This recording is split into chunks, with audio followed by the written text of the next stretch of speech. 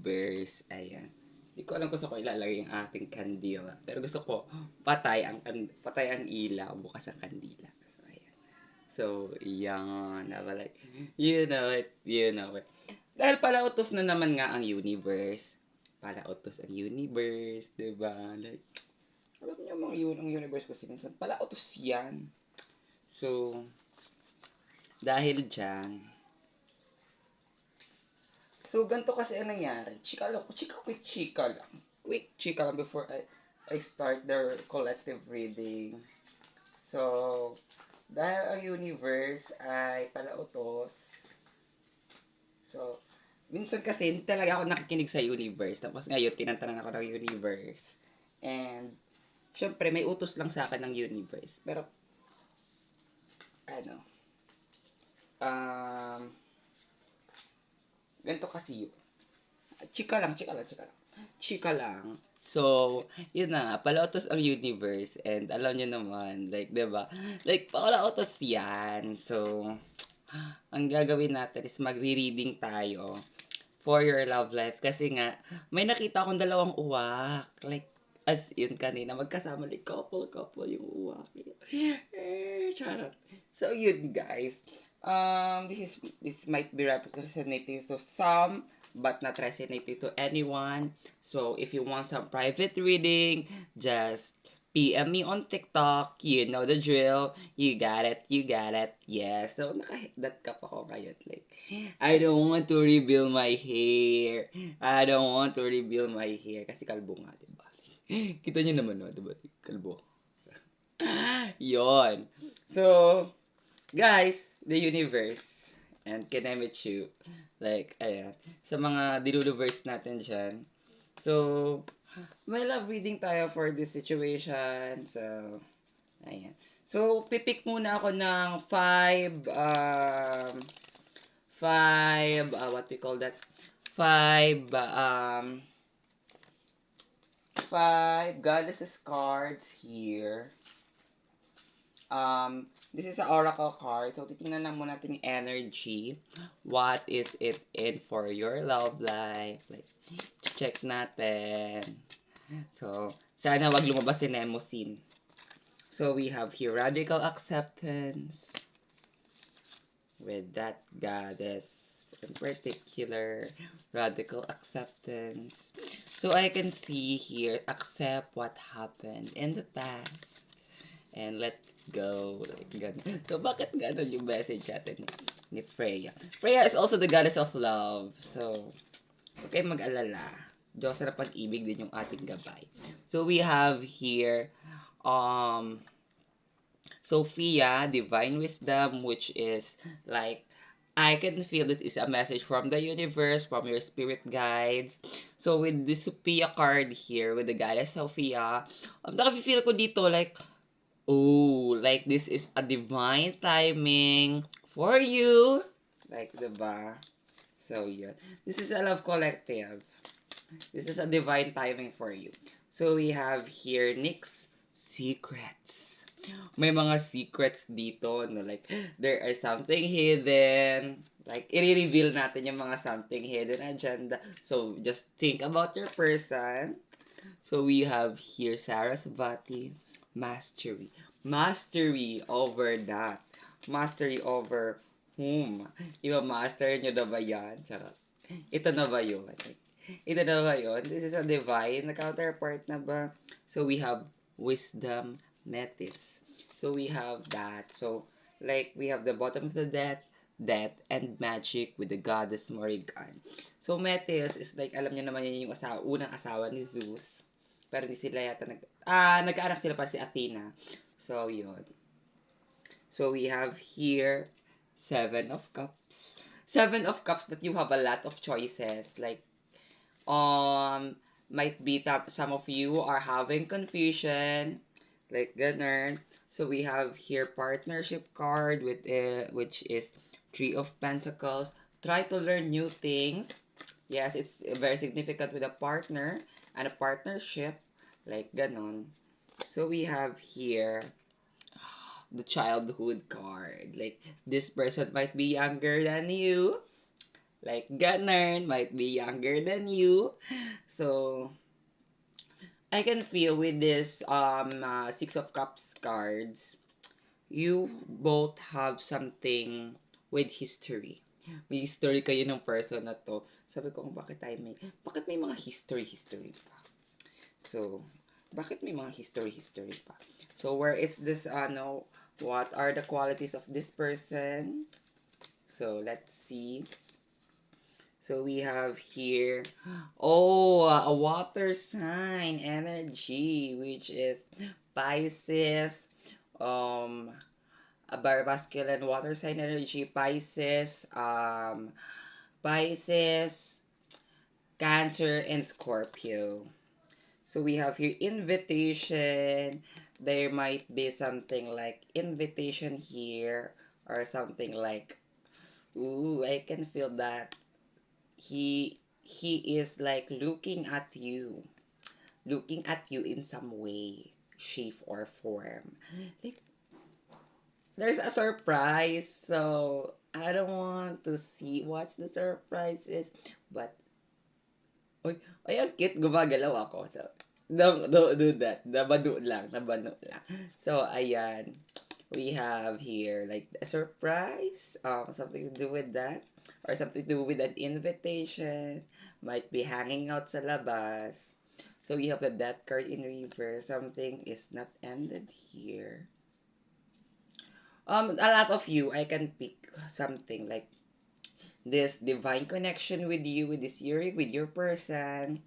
Like there's something is not ended, may hindi pa tapos. Like we have the history card here, like the Six of Cups. Like you have to have history together. So this person is like a jealous person, like he wants to gatekeep you. Gini-gatekeep ka niya. Like this person is like overprotective person. Like I can feel that you are divine masculine because this might be a divine counterpart. It's like an overprotective person. So some of you will not be resonating with this. Like this person is like overprotective, overacting, overreacting. So we have here.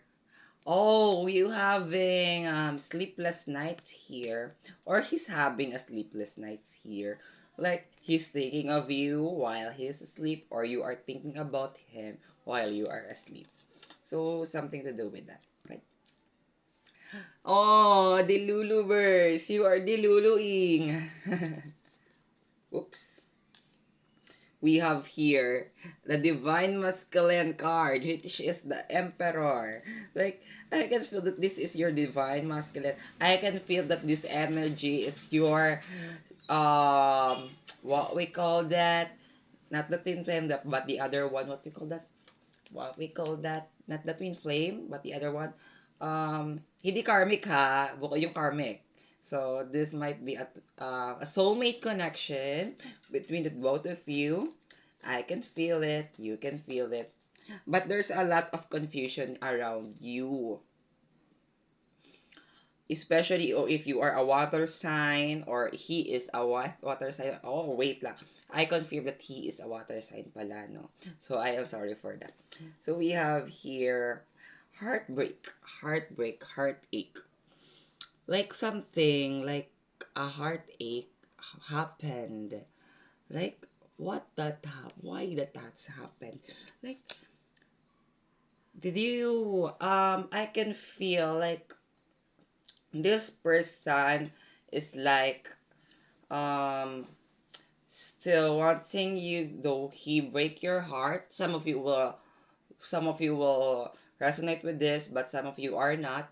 So like you both have this matching history together, that you have this dynamic together that suddenly fall apart.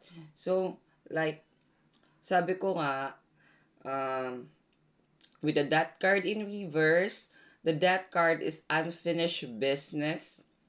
In reverse yun ha. That card in reverse was an unfinished business. So I can feel like there is a runner and there is a chaser within this connection. This might be a twin flame connection, not just a soulmate connection, but a twin flame connection for the viewers. That is like there's the runner or the chaser, or you are the runner and he is the chaser, or he is the runner and you are the chaser. I can feel like that vibes, like someone broke your heart or you break his heart. Like I don't see a reconciliation card here, but I can feel like he's still wanting you. Um, like he is still wanting you to do with this connection, to deal with this connection. So sabi ko nga, like there is a work here that needed to be worked with.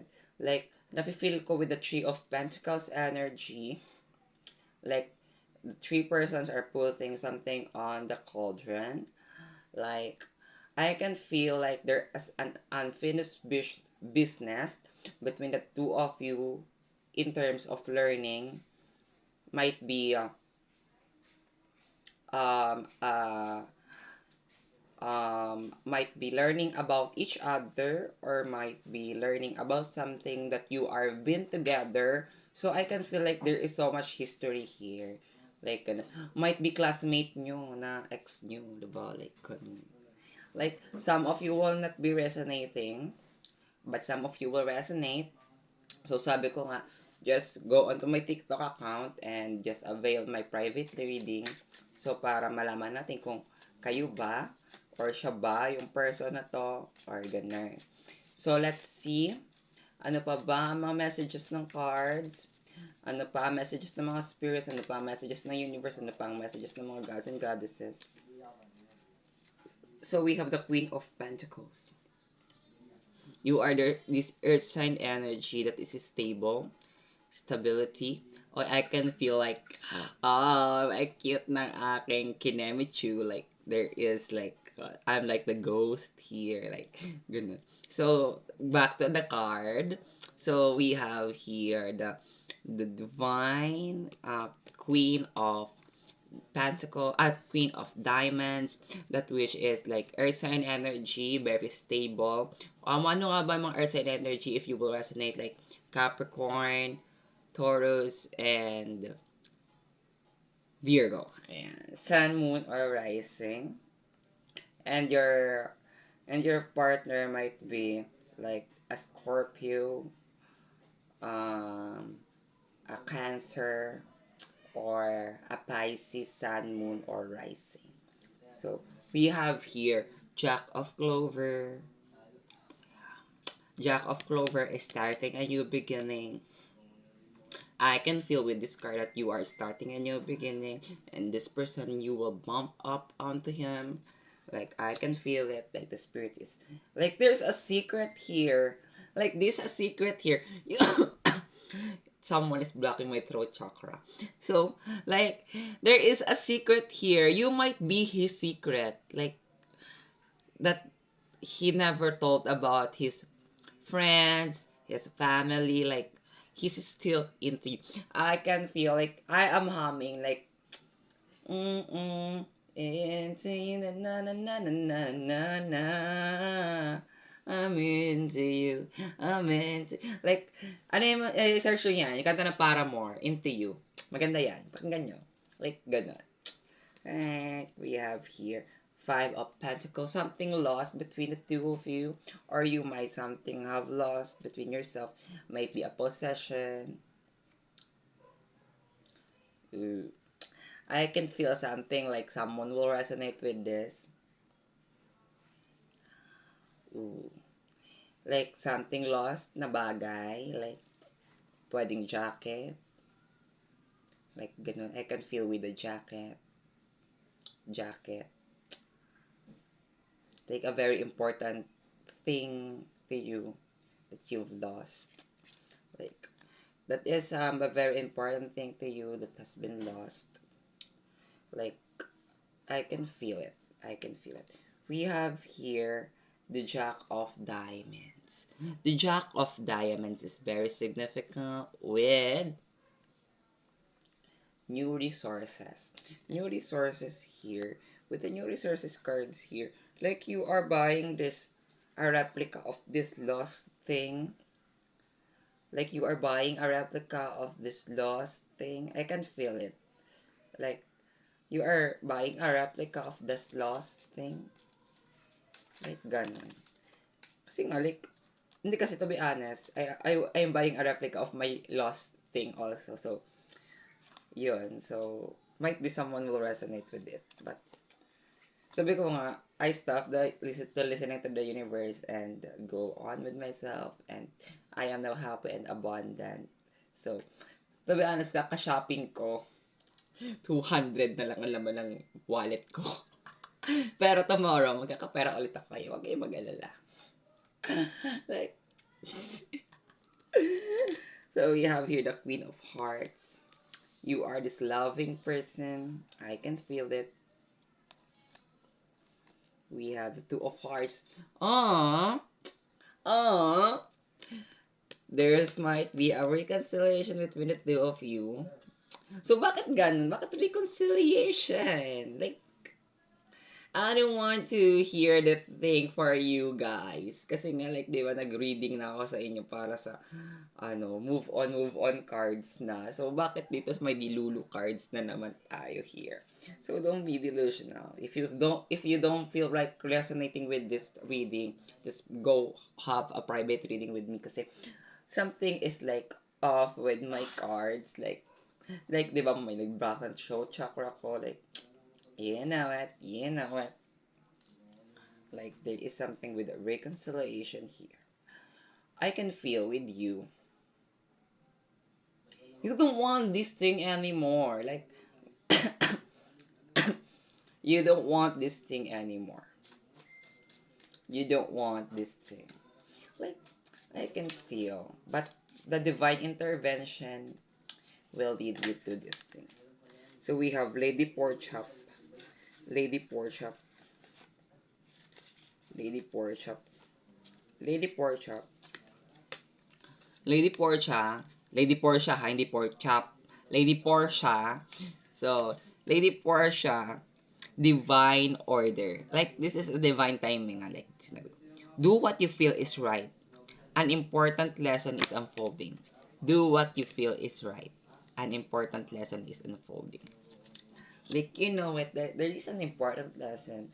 Might be like, there is a lesson na hindi pa naturo sa inyo si soulmate nyo. Like, ganun, feel nyo, like, hala, parang sa lahat ng mga past relationship ko, may mga natutunan naman akong bagay. Bakit ito kay Kinemichu, wala naman ako natutunan. So, ganun, parang ganun yung nafe-feel nyo. So, we have here Lady Nada, Heart Awakening. Like, Heart Awakening. Awaken to accept divine love. Give and receive in balance. So, like, are you a giver? Are you a receiver? Like, hindi na pwedeng kinemit yung receive ka lang ng receive. Give ka din na dapat ng give. Like, hindi ka lang pwedeng give ng give ng give. Pwede dapat, ka rin. Receive ka rin ng receive ng receive. If you give, then you receive. What you give is what you receive. Like ganun. So we have here, with Heart Awakening, divine love. Like, parang nafe-feel ko nga, this is a divine intervention and a divine, like, nafe-feel ko like this is a divine connection with the gods. Like, I can feel like the universe is wanting me to film this and, like, ganun. Are you seeing something like nasa likod? Ako lang yata nakakita. Ako lang yata nakapansin. So, siguro, I don't want to scare you guys, but I did see something in sa likod. We have here, Dual Cool, Dharma Unfolding. Remember that you are on a path. Take one step at a time to happiness. Take one step at a time. Huwag mo madaliin. Wag madaliin ang situation. Like, Don't rush. Don't rush this situation with you, with him. Like, ganun. Like, don't rush. If you feel like someone will contact you, don't rush. If you feel like someone is like spying on you, don't rush. Don't rush. Kasi I know that you don't want that connection to come back to your life, but there is a very important lesson that will be unfolded with that. So we have here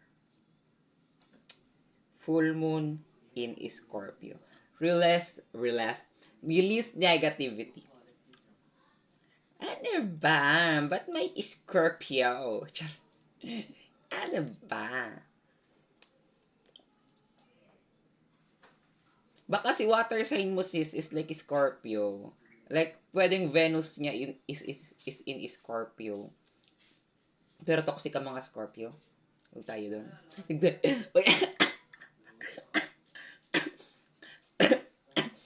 So, yon, i-release nyo na yung thought ng mga toxic ang mga Scorpio. Kasi nga, release negativity. Release the anger. Like, kung galit ka man sa person na to, like, release.